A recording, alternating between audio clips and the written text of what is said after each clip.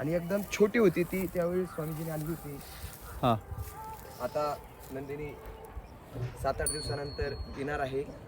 बरं वासरू आणि दूधही देणार आहे. तुम्हाला सांगू वा, एक हां. गोष्ट, मला मुलांची नावं नाही घ्यायची, हां पण इथं आश्रम म्हणले की थोडी सेवा करावी लागते. हो बरोबर सेवा म्हणलं की पोरं जराशी कुचराई करतात, हो पण गीतेमध्ये तर सांगितले जे ते ज्ञानाचा पुरवठा ते सेवा हाच दारवंठा. बरोबर तर पोरांना सेवा नकोशी झाली. त्यातल्या त्यात काही गाईची सेवा असेल, हे शेण उचलायची इच्छा नसते, बरोबर पण आपण हिचे जे नंदिनीचे आहे ना, शेण काढणं, पाणी पाजणं, जरासं काय स्वामीजी सांगतील ती सेवा करणं, स्वामीजींची सेवा करणं. हां पण मी आलो त्यावेळेस ही गाभण नव्हती. ओके आता 1 वर्ष झालं गाभण राहिली, आता दूधही देईल. जशी आम्ही सेवा केली तसं आम्हाला दुधावर पण स्वामीजी का असं नाही, घरच्या मुलांसारखं, मुलांनो काय पाहिजे ते घ्या, काय पाहिजे ते मागा, पण तुम्ही ही घरच्यासारखं सांभाळा, असं प्रेम देणारे स्वामीजी आहेत आमचे. हो का मग आता ही गाय जरी झालं, लहान असल्यापासून सांभाळतात ही गाय आणि आम्ही म्हणजे स्वामीजींची आता खऱ्या अर्थानं मुलं आहे.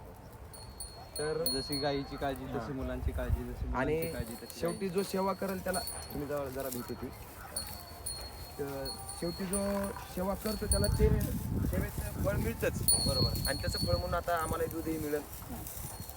त्यामुळं यातून मला हे सांगायचं आहे का सेवा करा. गाईला पृथ्वीचं दुसरं रूप मानलं जातं, बरोबर आणि गौसेवा गोसेवा हीच खरी ईश्वर सेवा.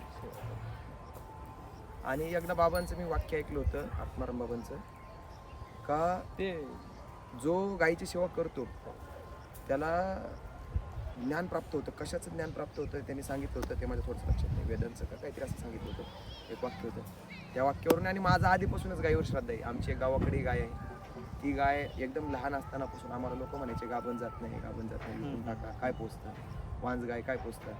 पण मी सांगितलं की ज्यावेळेस आपली आई निकामी होते त्यावेळेस तुम्ही आईला फेकून देता का, नाही आईला टाकून देता का, मग गाईला कसं काय आपण हे करू शकणार, बरोबर आहे की नाही. बरोबर आहे. हां हां नंदिनी नंदिनी नंदिनी थांब थांब थांब थांब थांब ती भीती जाऊ दे, भीती. मग तसं आहे. तुम्ही तुमच्या घरी असल्यामुळे तुम्हाला ते हे आहे ना, आणि आवड पण आहे आपल्याला पहिल्यापासून, जिथे आवडते ते सवय. त्यामुळं ज्याला जी इच्छा आहे, जो वांछित तो तेला हो, प्राणी जातं. आपली इच्छा आहे गाईच्या सानिध्यात राहायची. तुम्ही ते कुठल्या बघितलं का गाईचं हो? दर्शन वृंदावन साईडला एक छोट्याशा गायी आहे, तेव्हा छोट्या गायी तुम्ही बघितल्या का?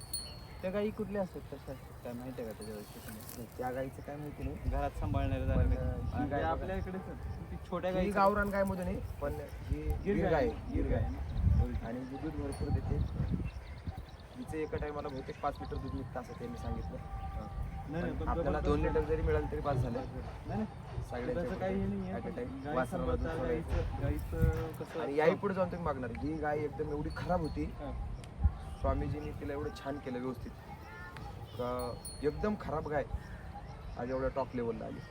सांभाळून त्यांच्या सेवेमधून, सांभाळ. आमच्या सेवेमधून, जे काय असं सगळ्यांच्या सहकार्याने. तुमचं आता 1.5 वर्षाचा काळ गेला वाटतं. हा वर्षभर गेलं. वर्षभरात मी आलो तेव्हा खूप बारीक होती. आम्ही त्या डॉक्टरला दाखवून बघून घेतलं, आणि बघून घेतल्यावरती राहिली पण. आणि आता 7-8 दिवसात म्हणा काही जवळच्या कालावधीत येईल म्हणजे आलंय, म्हणजे आपल्याला- दुधाचा वास आता आहे तुमच्या इथे मनात. दुधाचं हे आहे, म्हणजे चला. बलबुद्धी येऊ आपल्याला मिळणार आहे. तुमचं सेवा केलेली वाया जाणार ना कधीच. चला येऊ का मग प्रेक्षकांनो. ह्या गोष्टीवर नंदिनीला बाय बाय करू आपण. बाय नंदिनी. पण आता मला वाटतंय ह्या 2-3 दिवसात